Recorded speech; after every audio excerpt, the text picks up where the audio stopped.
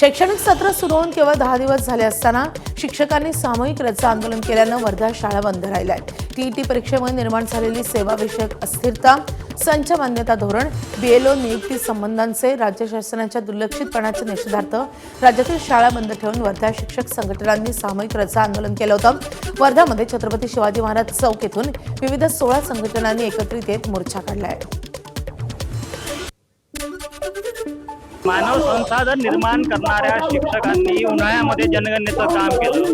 शाळा सुरू होते की नाही तर सर्व शिक्षक जे बीएलओ नियुक्त आहे त्यांच्यावरती ते बीएलओचे फॉर्म आणून माती मारले आणि शिक्षकांना बीएलओच्या कामात गुंतलं आणि तिकडे विद्याशाळेमध्ये आहे। अशा अवस्थेमध्ये मराठी माध्यमांच्या शासकीय शाळा टिकेल काय आणि या शाळा टिकू नये अशा प्रकारची कृती या शासन स्तरावर सुरू असल्यामुळं आणि त्यातच शिक्षकांच्या मानगोटीवर टीईटीची परीक्षा आणून बसवल्यामुळं हे शिक्षण क्षेत्र पूर्ण कोलॅप्स होण्याच्या मार्गावरती आहे।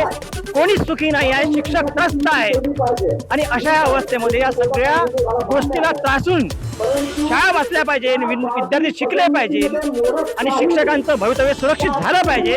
याच्याकरता हा राज्यातील सर्व प्राथमिक, माध्यमिक, उच्च माध्यमिक शाळेतील शिक्षकांचा हा मोर्चा आहे। शासनाकडे चर्चेला सुद्धा सध्या वेळ नाही आहे।